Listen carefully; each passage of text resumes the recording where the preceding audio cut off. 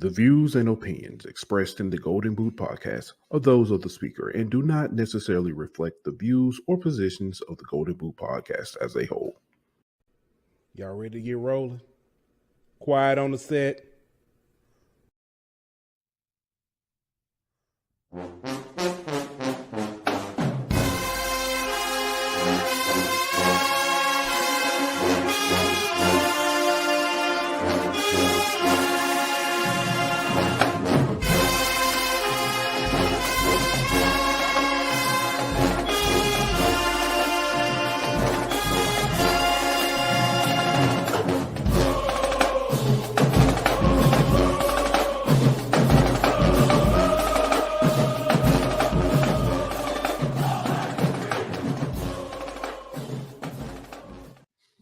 Hey, welcome back.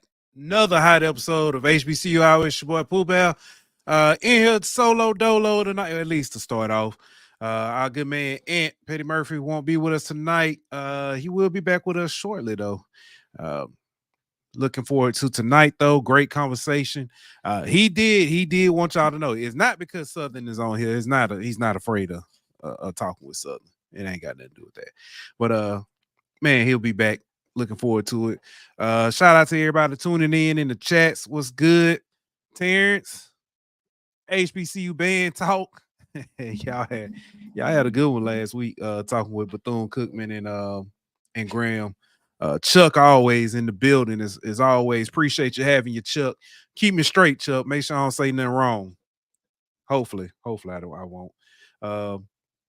But man, like I said, looking forward to a great conversation. We got our good man, got him back, Mr. Carlos Brown from the Carlos Brown Show. We'll have him on, bring him up after the ad read. I wonder if he gonna, everybody been lying to us. There you go. Alvin said, looking forward to hearing more lies from predicting us and people predicting. I'm just saying, we heard, everybody, win in the West, win in the East. Well, I don't think Carlos gonna do us like that. Carlos might be, some keep it real with us, tell us how Southern really gonna do. But we're gonna see. We're gonna see what he predict. Yep. I gotta be here. Adrian in here. Looking forward to it. Keep him straight, Adrian. Keep him straight. Keep him straight.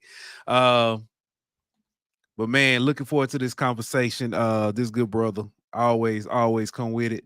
But let's go ahead and give a shout out to our sponsors at BetOnline. Then we'll come back with Mr. Carlos Brown. BetOnline.ag. We'll be back in 1 minute. BetOnline.ag is your number one source for all your sports information, stats, news, and scores. Get the latest odds, lines, and player injury reports for this year's NBA and NHL playoffs. BetOnline is always your sports information headquarters. This season, we have you covered for all your sports wagering needs. We have everything from NBA, NFL, MLB, and NHL to golf, tennis, UFC, and boxing. BetOnline is the fastest and easiest way to get your betting info, including live betting options and your favorite casino and card games that you can play right from your home. Head on over to betonline.ag today or use your mobile device to get in on the action. Be sure to use the promo code BLEAV to receive your 50% welcome bonus on your first deposit. BetOnline, where the game starts. Welcome him back. Join us to talk a little bit about Southern. And Adrian come in and say, that's my pop's best friend. We straight shooters. All right, we gonna see. We gonna see. But definitely been looking forward to this good brother coming back. Mr. Carlos Brown, thank you for joining us. Welcome. Hold on. Let me get it right.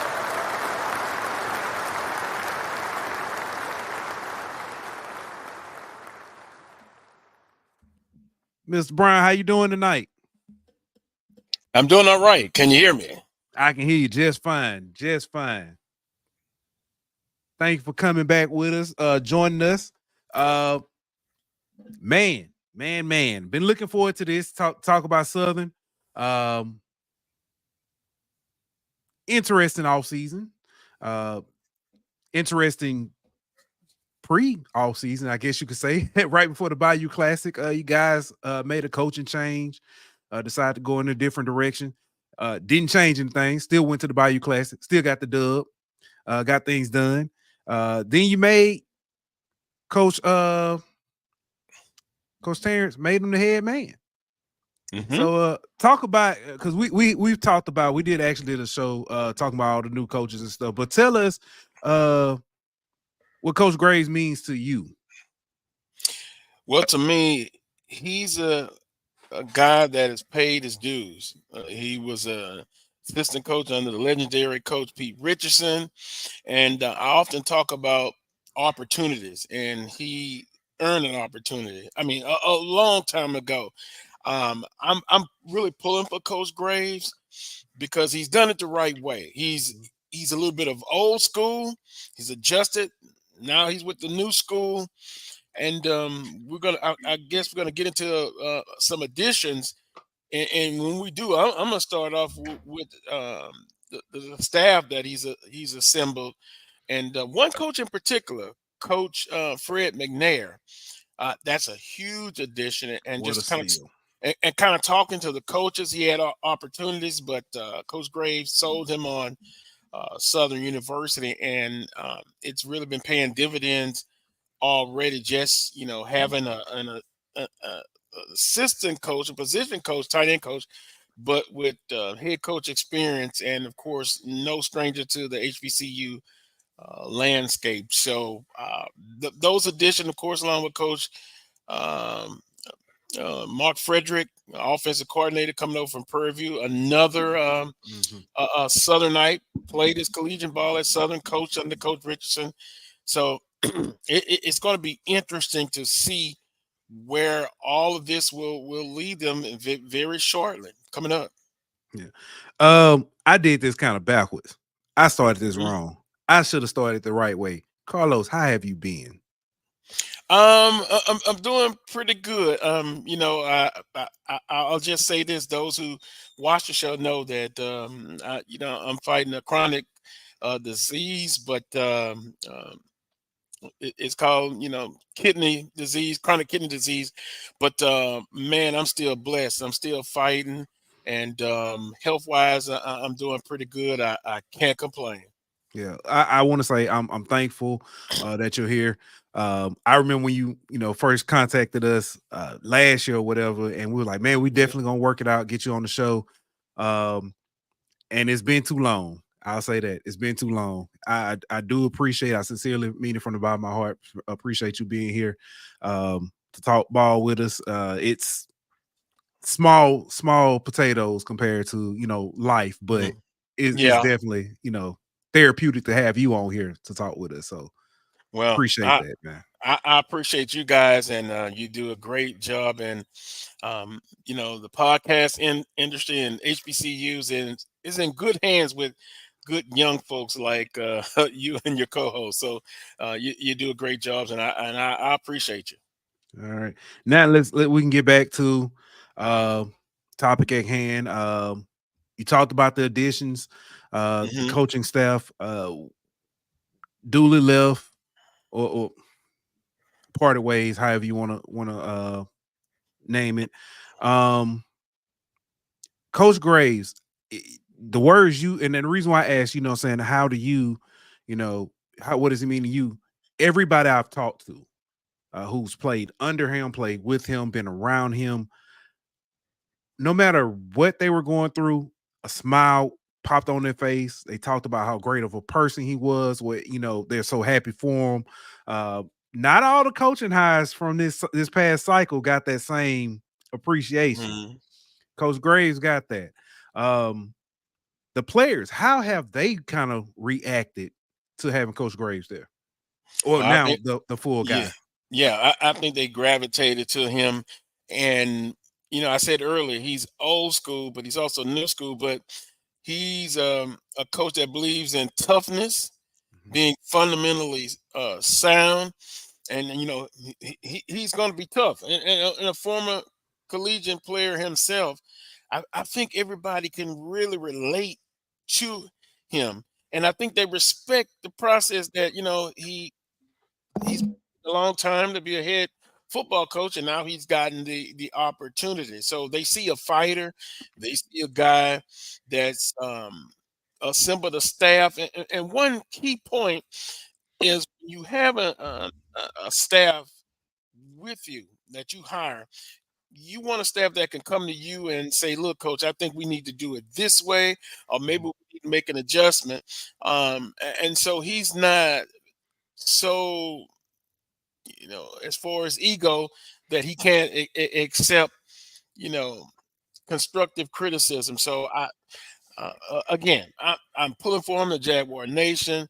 Uh, they're pulling for him. But with that being said, we're going to kind of get into, I'm sure, the conversation of expectations. And I heard you Yeah. say about predictions. I real, but I also have to try to separate expectations, reality, and then predicting those records. Yeah, that's somebody. I mean, running joke since we started the series, somebody lying because everybody Mhm. we talked to, you got 8 wins, 9 wins, 10 wins. Some teams, saying predicted a little bit lower. I think the only team we actually got something realistic was 2 teams. Tennessee State, we got something kind of somewhat realistic, and Delaware State. Um, Hmm. yeah, 0 and a possum is what they gave us. So Wow. we'll get to that. We got some time. We're gonna work our way to that. Even FAMU, I say that they were on here. We had Kevin and Hmm. and Coach B on here last week. They was lying too. They was saying some numbers. I'm gonna say they was lying too. No, I'm just kidding. So wait a minute. Again, the expectations. What the alums and fans expect, Yeah. and for FAMU coming off a HBCU championship, a SWAC Mm, championship, I think it's going to be in the 8 to 9, 10, 11 win yeah. expectations. But expectations are good, predictions are good, but it's going to be one on the field. Exactly. Exactly. Um, let's talk about the other coaching hires you guys made or brought in. Um, I'm gonna talk about the one, or at least ask about the one first that everybody knows about. Fred McNair. Hmm. We understand the situation, leaving Alcorn, with thoughts of going to Texas Southern, and then whatever happened there, that debacle. Um, man, what a hire by Southern. Just what Hmm. he brings from a set of eyes. I what is it, tight ends coach, I believe, for you Yeah, guys. tight end coach. Y'all could have said, "Hey, I need you to coach the Water Boys." That set of eyes on the field is going to be huge. Very huge. And one of the things when I interviewed Coach Frederick and Coach Graves on Carlos Brown show, they talked about being a valuable asset, a guy that you could come talk to. He gave the example like during the spring. He's observing, and he comes to the coach and said, "Player X, you can be a little tougher on him, but player B, you can't handle him the way you do player Mhm. A." And then having someone where you can sit down and during office hours when you're not on the practice field and talk about some of the things that he's seen in the conference, and of course being the head coach, and then on the offensive side of the football, uh, offensive guru. But then you think about the Alcorn State football teams, very physical, and so I think he's going to bring that, particularly when Mhm. if we get to talk about concerns, and I do have some concerns. One being the offensive line, they have to improve and play much better. But Fred McNair, man, I'm gonna be honest with you. You still kind of being in shock seeing him in the Columbia blue and gold, went for years and years, that purple and gold. So Right. he's adjusting very well, and he had other opportunities, but his relationship with Coach Graves, it won him over. So Mhm. that is a tremendous hire. Yeah. It reminds me a little bit of Terry Sims leaving Mhm. Bethune, going to Alabama State. We talked with Bubba last year. Bubba Adams, Alabama State. He was saying just having Terry Sims there to kind of Mhm. guide him and give him that extra wisdom outside of Coach Robinson was huge for him. Uh, and there were several times at several games where I would see Coach Sims with Bubba, or another Mhm. player, and just give him that guidance, and to have, I mean, I guess you could say a virtuoso head coach in your ear to give you that guidance is key. Man, that's a great point. And Coach Frederick and Coach Graves talked about that as well. This guy I've seen every scenario. He's also, of course, being a head coach, and he's seen some things, and you got to have that mental toughness. And I think, again, that's somebody you can go and talk with when things are not going right, or even when things are going right. Just somebody to lean on. But excellent point. Yeah. I'm sorry, I saw a flash of light and I was trying to figure out what it was, and it started lightning outside. Yeah, Uh it was oh. it just caught us, it was random. But now talk more about other additions to the coaching staff. And Mark Frederick. I said earlier, played his ball at Southern University.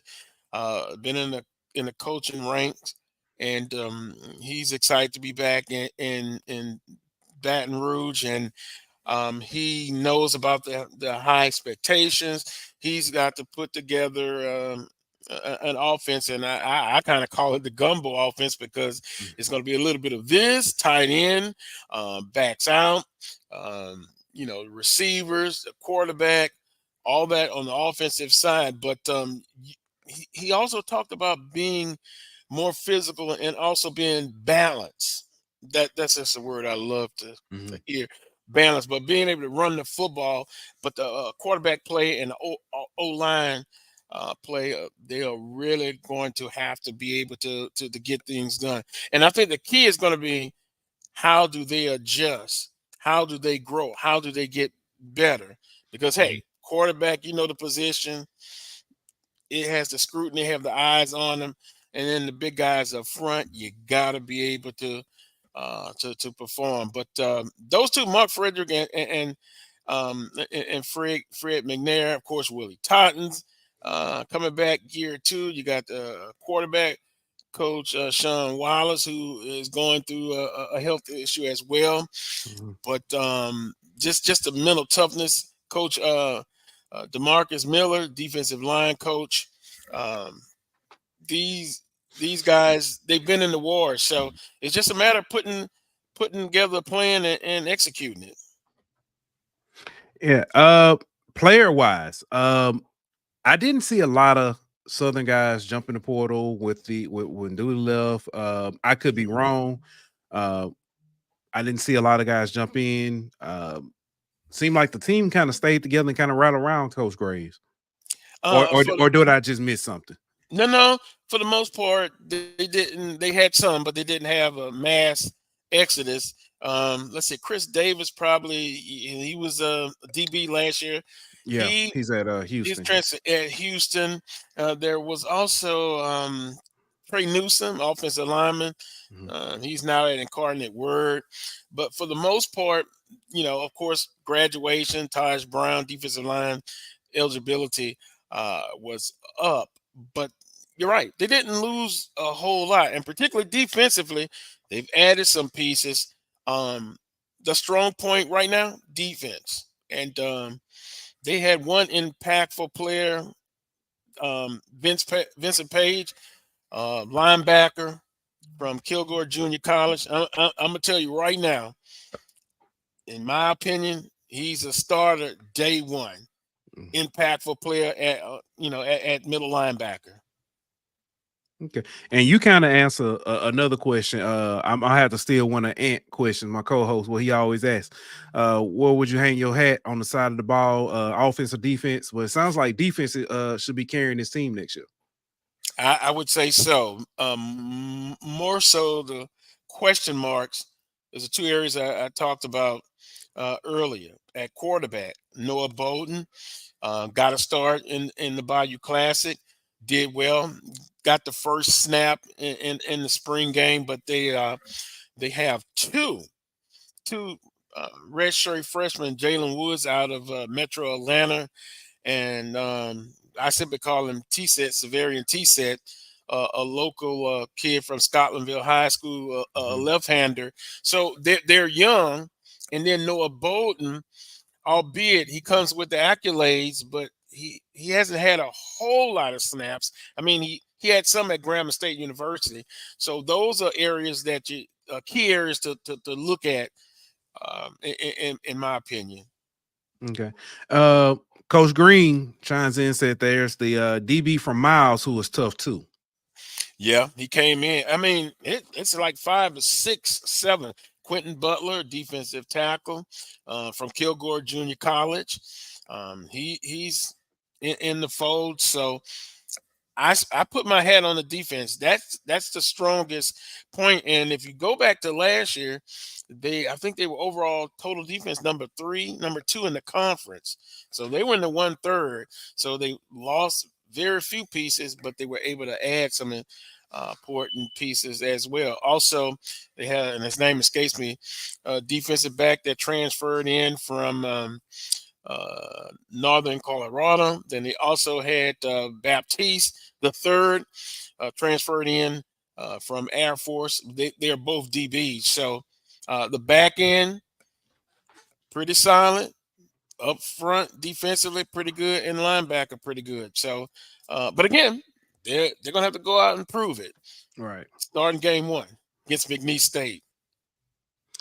Yeah. We're gonna get to the schedule. I do want to look back on last year. Because I want to ask a few questions to kind of before we start moving forward. Looking back on last year, there were several games where Southern was in it. Mm-hmm. Had the lead almost. Well, I hate to say almost won, but they were in prime position to win, and then something happened. One that comes to mind, Labor Day Classic against Alabama State. Yeah. They were up at I think it was what 14. No, I'm sorry, 10-7 at half, and then came out after half and could not move the ball. Well, I'm going to be brutally honest. They couldn't finish. And, you lose as a team, you win as a team, but I'm going to point fingers. The defense played well enough to win. The struggles were offensively. And then at the quarterback play, Harold Blood, sometimes he was hot, sometimes he was cold. Coach Dooley was the offensive coordinator / head coach. They struggled in the red zone. They struggled just driving down the field. They had some big plays, but it was boom or bust from an offensive standpoint. If they couldn't make big plays, they were not consistent enough between the 20s and 20s. So to that point, yeah, they couldn't finish, but offensively, they struggled. It wasn't because of the defense, but Right. defense would be on the field so long. When your offense struggles, then they start getting tired. But hopefully, offensively, they're going to be more balanced and get more production and more get strong in the red zone and be more consistent offensively. Yeah, I'm just looking, and Alabama State, Mm-hmm. the Jackson State game, FAMU game, which was probably one of the most exciting games, especially with the light show, and then even against eventual West Champ Prairie View. Yeah. Well, I'm gonna be honest. FAMU, a winnable game. Yeah. Jackson State, not as much. Right. Look, as much as, to me, that's a rivalry. Jackson State. The Grambling Knights don't get mad at me, but I have to give credit where credit's due. Jackson State, it was no doubt that, to me, they were going to win that game, and they won. But FAMU, Alabama State, Yeah, very, very disheartening. Yeah. Um, but yeah, I said that to kind of look at it, and to your point, talking about the offense and the offensive struggles pretty much is what doomed Southern last year for, and don't get me wrong, your conference schedule, I mean I say conference schedule, the conference record was 5-3, but you played two other SWAC teams, in non-conference, It plays. didn't count. So yeah, Yeah. so I mean, technically, 5-5. Uh, but if you look at it, I mean, Southern, like you said, there's two winnable games in there that you had. Uh, how does this year's team solve those offensive woes? We're gonna start on the offensive side. Here we go again. Mhm. Offensive side.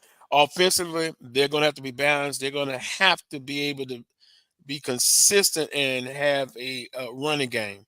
And it's Mhm. going to be so important to kind of take the pressure off of Bolden and the two young redshirt freshmen. So, if they're going to get some playing time, um, improve with time management, because if you kind of look at it, they lost that particularly time of possession Mhm. because their offense was just so inconsistent. They made big plays, but most time they didn't make big plays. So it's going to start with that quarterback managing the game management. He hopefully he will not have to feel like he has to win the game by himself. Utilize uh, his weapons, but I think being balanced, managing the game, and just playing solid offensive, fundamentally football, that they're going to have to do it because their defense is going to be pretty good. I just need the offense to just, again, be balanced and help out. Okay. Um, they're talking in here in the chat I was looking at, and they were talking about the offensive line. Hmm. Uh, said there's only one starter returning. Is that the case, or are we, you know, I didn't think it was one. You're looking at Cameron Foster, who transferred in from McNeese State. He started, I think, the last 2 or 3 games on the right side, but he was injured. Um, Carmelo Crump, who transferred in from ULM, he solidified a spot at the guard spot. So, but I want to say, and I'll double check. I want to say they have 2 starters coming back on the offensive line. I don't believe it's one, but that's why I started off talking about areas where they have to mhm. have improvement with the offensive line. They got a couple of JUCOs coming in. Also, they got a commitment from Courtney Lyles from uh, junior college, but he played at Jackson State. It's about 6'5", 310. And then you're looking at Chris Garcia coming from the West Coast, uh, junior college. So they had about 10 offensive linemen in the spring, and nobody got hurt. So and talking to Coach Graves and Coach Frederick, coming into fall camps, positions are still open. It's nothing etched in stone. You're gonna if you're gonna earn it, you got to win it. I like that mentality. Um, before we actually look at the schedule here, I do want to say, hey, for everybody that's tuning in, don't forget to subscribe, like, and share. It helps with the algorithms. We truly appreciate it. Mhm. Um, scheduling overall, with Southern, because we've heard people talk about it. The Bayou Classic, they should move the Mhm. Bayou Classic. Um, oh, they messing up the Celebration Bowl for the swag and all this stuff. What? I- Wait a minute, wait a minute. Because they won't move the Bayou Classic. That's what right, you're saying. right. Yeah, people are saying that, oh, it's giving the MEAC the extra advantage and stuff. Um, we've heard from people with very Mhm. logical answers about this. One, Mhm. ultimately, and I'm of the mindset it does not matter. Mhm. You're getting 2 bye weeks throughout the week anyway. And sometimes it's not a bad idea to roll into a game, what I'm saying, while you're hot versus coming in, sitting 2-3 weeks and and cooling off.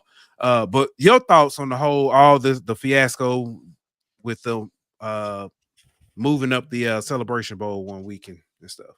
Well, it's not ideally a great thing to come from the SWAC football championship and then roll right into the Celebration Bowl, but it is what it is.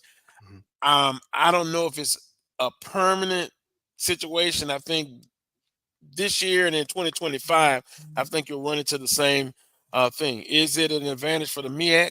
Of course it is. But hey, you gotta play with the cards that was dealt on this situation. And of course, the MEAC has the upper hand against the Southwestern Athletic Conference and Celebration Bowl. Although FAMU got it done last year, so ideally, it's not the perfect scenario, but hey, you got to go with it. And for us, the Bayou Classic, moving that, hell will freeze over before that happens. I'm just being honest. And a couple of times it wasn't played on this traditional Saturday after Thanksgiving, but that's the golden egg, the golden goose for Southern Grambling State. And by the way, that attendance and the money made from that is greater than what you will make in the FCS playoffs up until the championship, and especially attendance wise. And I'm not trying to hate on the FCS, but you're right. Southern and Grambling, they're not moving that game. And if Alabama State and the Turkey Day Classic, not to speak for them, but they're also they ain't going nowhere. So play them in the regular season. Those participants, Southeastern, like when we talk about the schedule, Southern's playing 2 Southland Conference teams.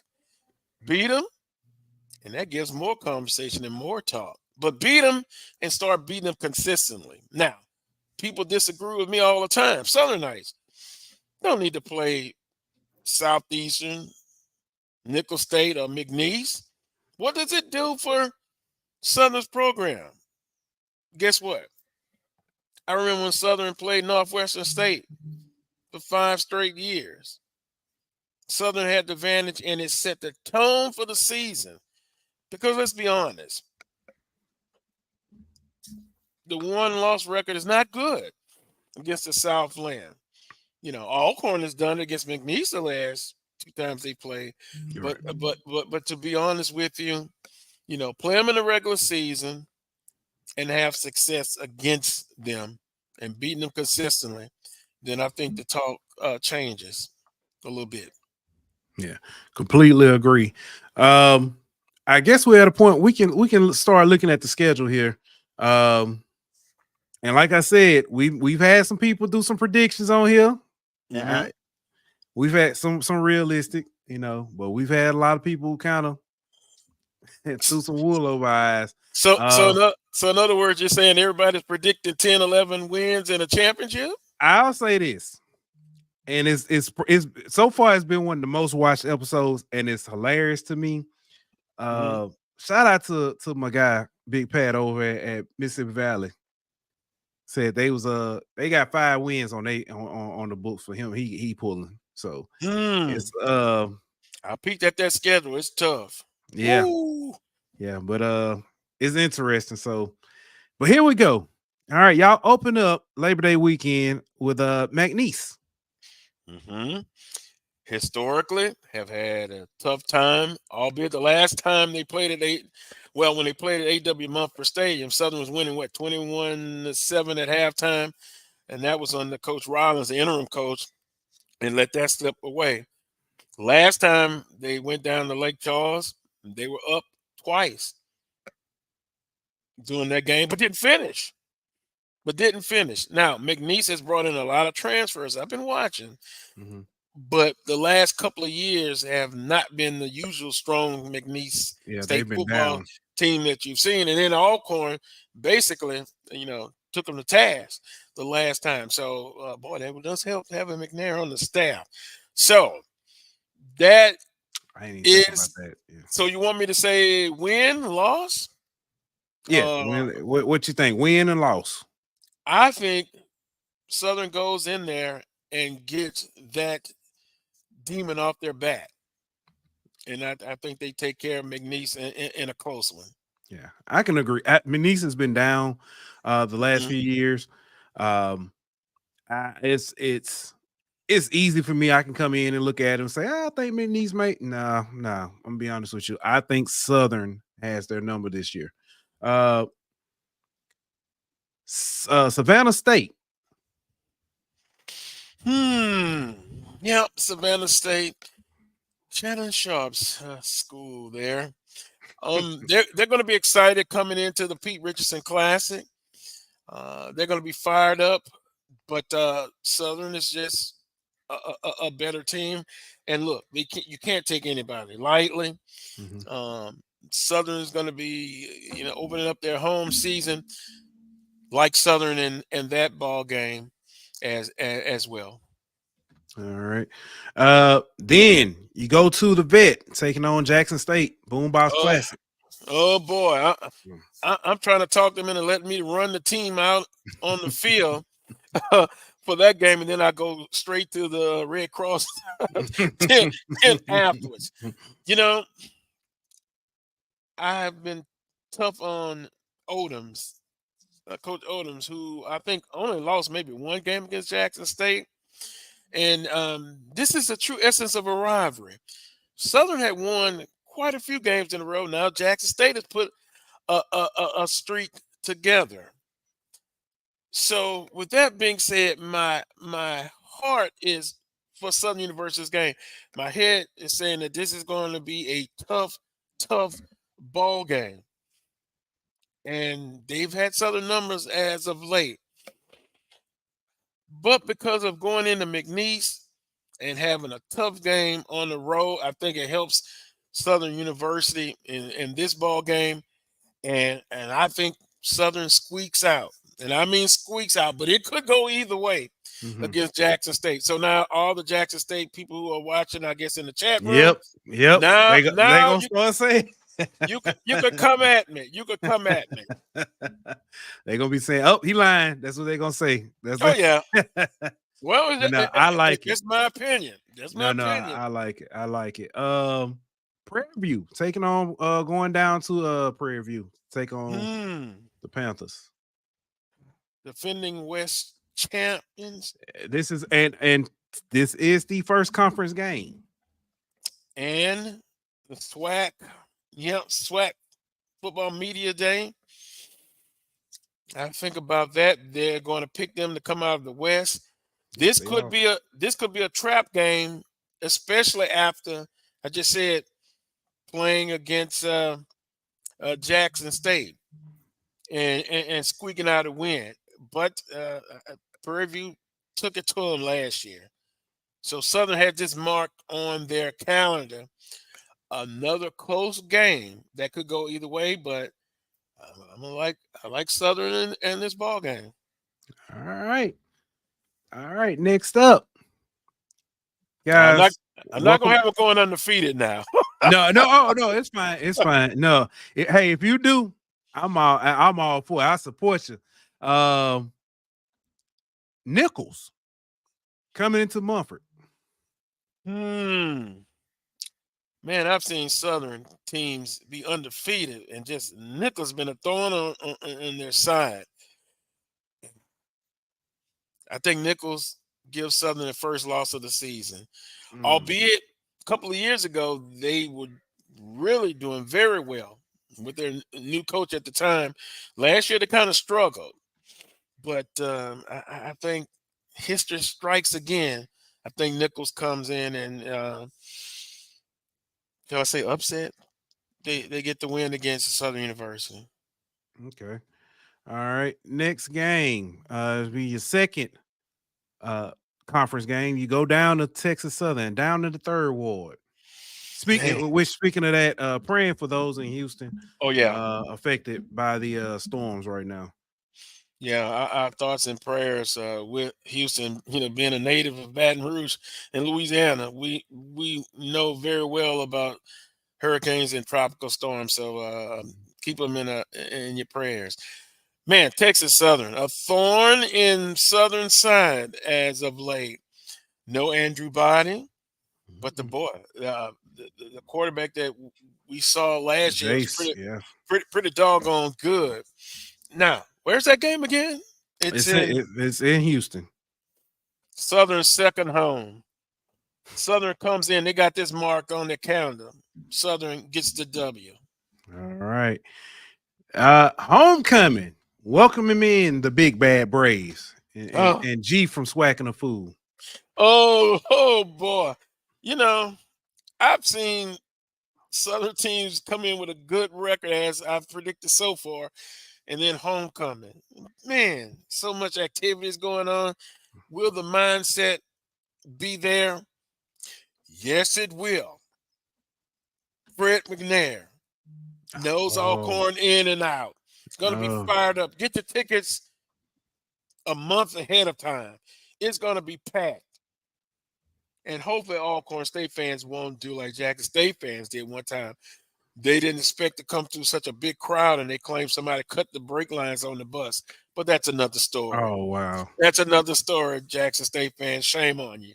Um, it's going to be a battle, but McNair and Coach Graves and that staff, they're going to be fired up. It's homecoming, the electric atmosphere. They take care of business. Southern with the dub. All right. All right. Next up, going down to Bragg, going down to Tallahassee. I think they got some lights now, too. Oh yeah, and they've done a great job. Some controversy in Rattler Nation, but it's going to be a tough one. We talked about last year where Southern University uh, they defended well. They had a chance to win it. Tallahassee has always been a tough place for Southern University to win at. So I think FAMU gets to win a tough ball game, but they get the win. I like it. Next up, coming to Lewis Cruz Stadium. I might have to try to make that game. Coming to Lewis Cruz Stadium up in Normal, Alabama, Huntsville, taking on Alabama A&M. This was a close game last year. Hmm. Tell of two halves. Wow. Yeah. If not for a fumble late in the game, this could have been a early burial for Coach Dooley, but Southern Well, ended up pulling it out, and delayed the inevitable. it's interesting. Both teams fumble going into to, to the end zone. Wow. Huntsville, beautiful campus, beautiful city. I think Southern's going to be ready for this ball game. I got Southern winning this one. All right, I'm not going to argue with that. Like I said, close from last year. No, it's not their homecoming. They got Bethune for homecoming, but I think that is right after Magic City Classic. So that's going to be interesting how that falls. Depending on what happened, we might not see Maynard. Well, I think he's on the hot seat, but I talked to A lot of people, yeah, a I lot of talked people to are saying it. So I talked to my Alabama A&M peeps, and they were like, "No, he's okay." Really? No, I don't think I so. don't know. Everybody I talked to And tell me this, this is a different story. and we talked about expectations. I've been told, Charles Edmond, who does the show with me, they're only concerned about winning the Magic City Classic. Come on, I So I don't know. What do you think? so it's funny. I talked with during SEC, not SEC, I'm sorry, SWAC teleconference last year. I Hmm. asked Coach Maynard about, I forget which game. It was before the Magic City Classic. He said when he first got there, the first thing they said, you got to win two games, homecoming and Magic City Classic. And he was like, Wow. he said, really? He said that's what the alums and some of the boosters would tell him. And I think for a long time that was true. That has changed It with the should. new administrator. Uh, Everything they're building. all the money they're putting into athletics. You can tell they're serious. He's serious about winning.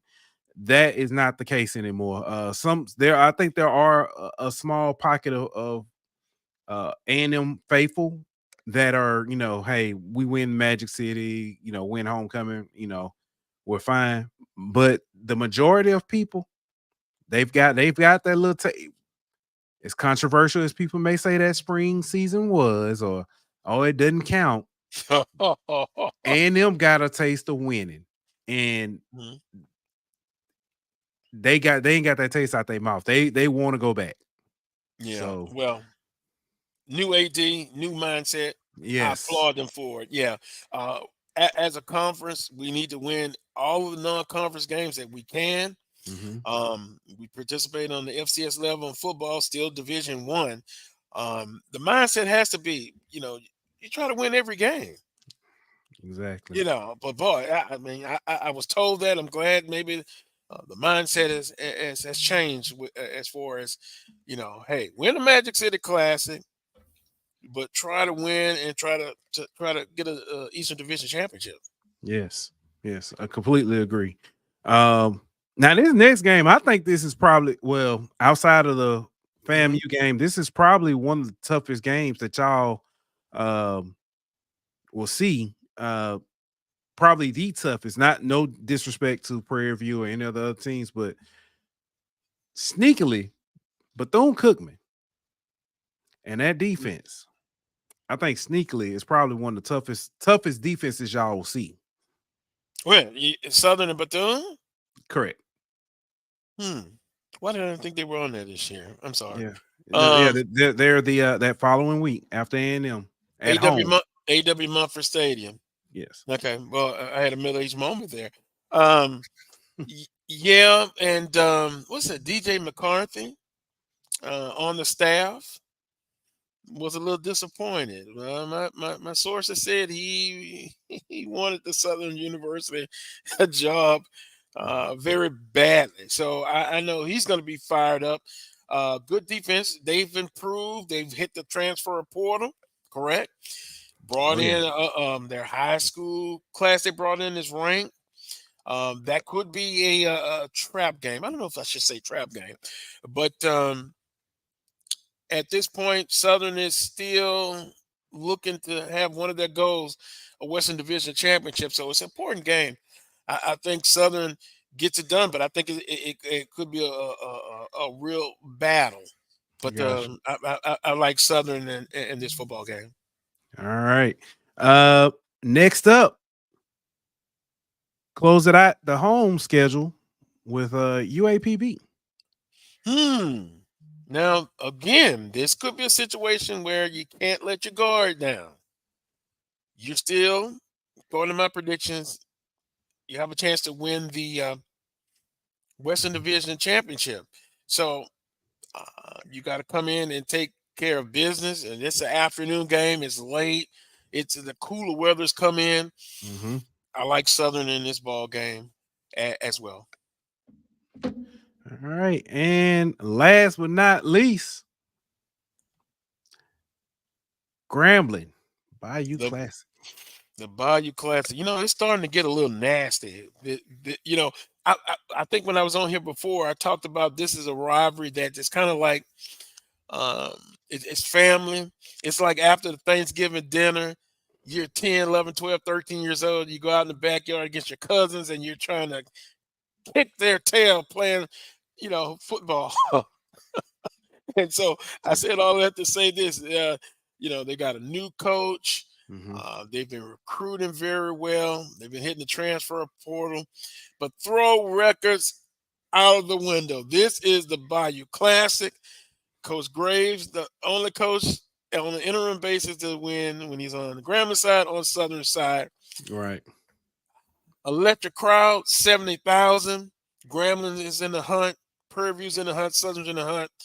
Southern gets it done on a spectacular last-second field goal, and they get it done. It's an offensive explosion, but Southern gets it done. All right. So what is that record? That is 11-1. No, 2. Two? I said Nickel State and FAMU. Family. Okay, I'm sorry. I thought you said so that's 10-2 then. My apologies. 10-2. Mhm. Hey, I'm lying on you now. Um 10-2. Uh Let me ask. We looked at what are which one of these games, because you a lot of these games have, significance or interest in on one side or the other, just depending on kind of the stuff that's going on. um I didn't think about Alcorn and the with McNair's, I guess Mhm. revenge game. uh which one of these games, saying kind of has a little bit more interest to you? Alcorn won. Because it's homecoming, of course, but then the caveat is Coach McNair, the Jackson State game, and you know, rumor has it was not true. Originally that game was scheduled for 1 p.m. in the middle of the day. Are they crazy? Are they crazy? Game moved to 6 p.m. To me, that is always a highlight. And but those two games, and then if I would probably add another one, um, Prairie View in Prairie View, and as much as we talk about Southern and Jackson State and Grambling, I think Prairie View doesn't get talked about that much, but I think Coach McDowell may be on the hot seat. Don't throw the Ooh. knife at me, but expectations. They made it last year, but 2 previous years before that, they had a chance to make it and they fell short. So I think it's a little bit of heat on McDowell.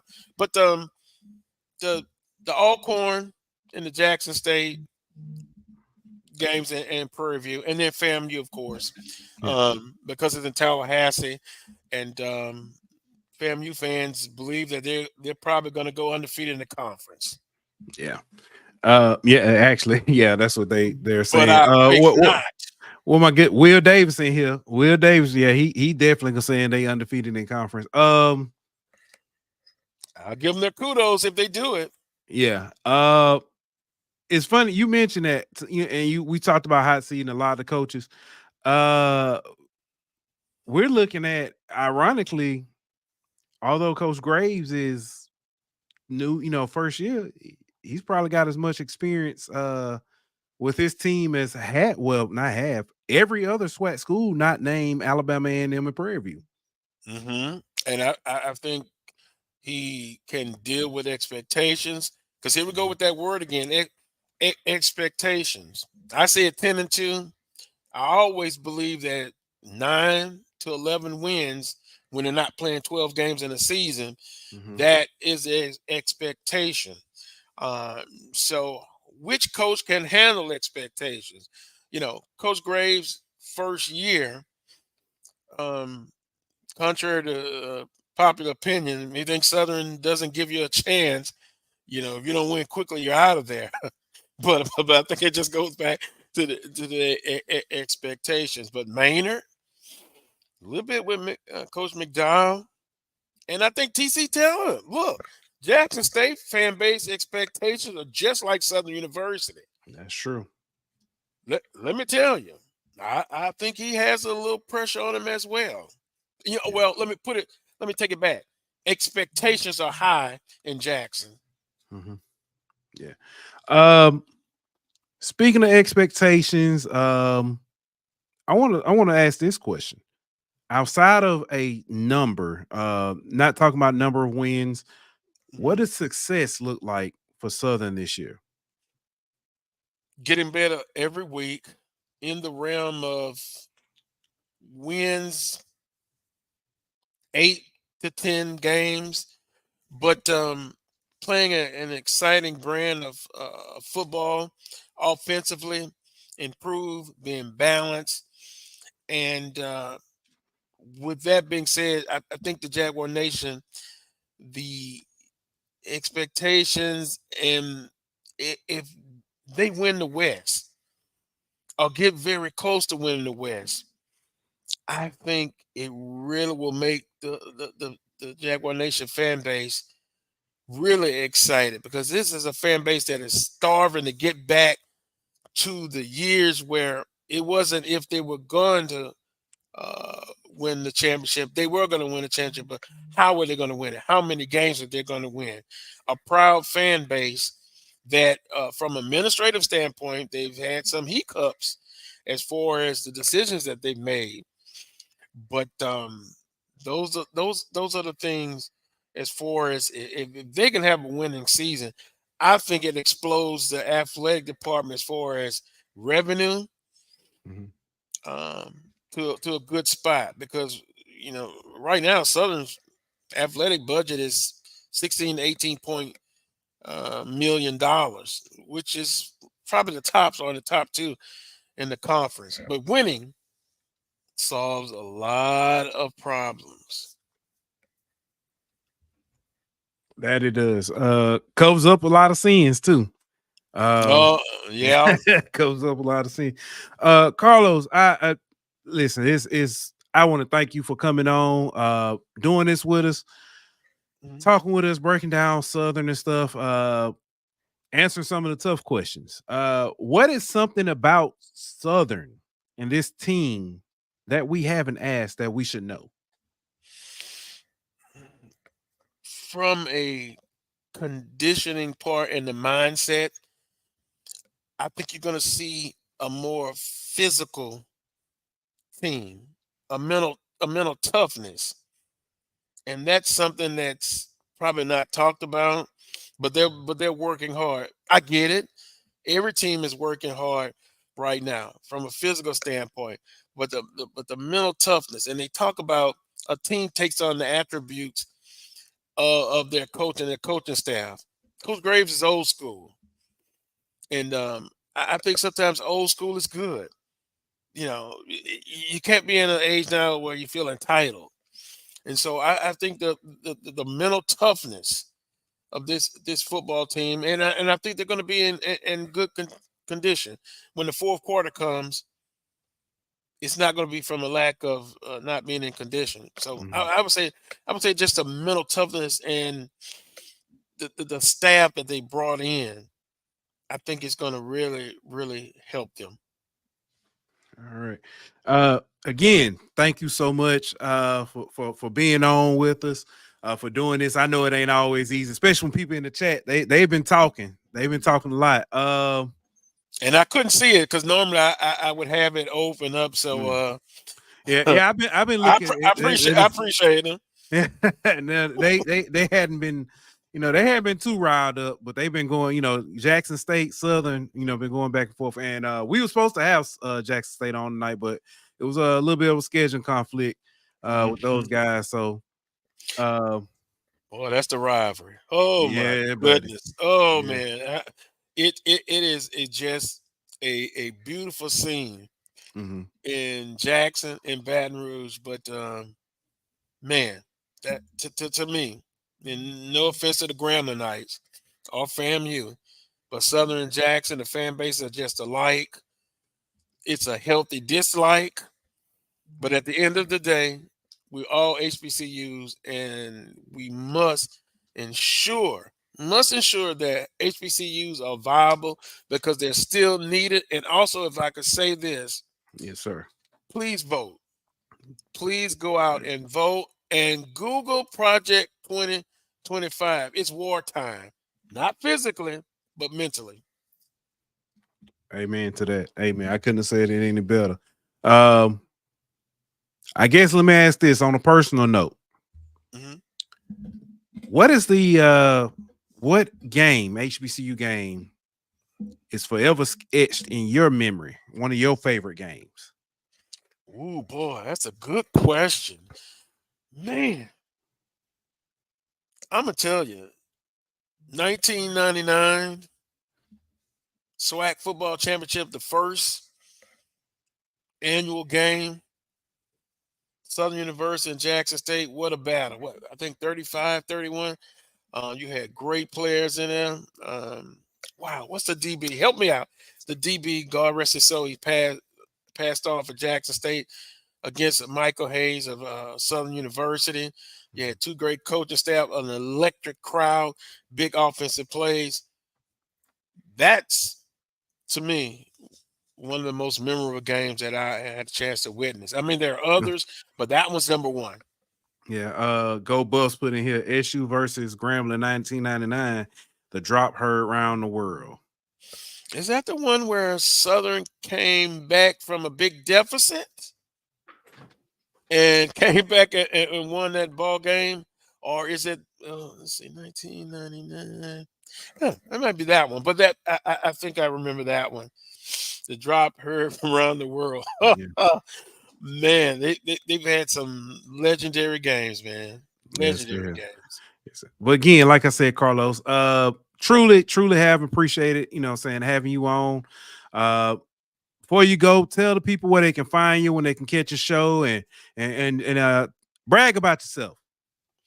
Well, I don't know if I want to brag, but the show is on Saturday mornings, 11 a.m. Central Standard Time on the Black College Sports Network. I'm on with Charles Edmond, Coach Van Pettaway, A.D. Willa Brown. You can check us out on social media. Also, the Coles Brown Show. Also, the show is archived. If you miss it live, you can always go back and check it out on YouTube, X, and Facebook. We cover, of course, Southern University, but we cover NCAA issues, Southwestern Athletic Conference, and my panel. We agree sometimes, but a lot of times we agree to disagree. But the dialogue and the conversation, that and different perspectives, that makes for a good, healthy conversation. All right. Yeah, I always enjoy seeing you guys, the BCSN crew going at it. Yeah, but I always enjoy you guys. Look forward again to talk to you soon. We'll have to do this again during the regular season. Yes, sir. As we go throughout the season. Programming note, we'll be back on Thursday with kind of wrapping up this series. We do the Texas two-step. We'll talk with Texas Southern and Prairie View. BCSN as well. I think we're supposed to have Charles Bishop and Mike Washington on to help cover that one. So, boy, my, looking forward to that. Gentlemen, two great gentlemen. Charles Bishop is the nicest Jackson State alum that I've come across. Yeah, so definitely looking forward to this conversation. Because we hadn't had Charles on, so this will be his first time with us. But we've had Mike on twice, and Mike cut up every time we had him on. So we're looking forward to it. But ladies and gentlemen, that is it for tonight. We'll be back on Thursday. Thank y'all for tuning in, and like that, we're out. This show was presented by betonline.ag. Bring me my money.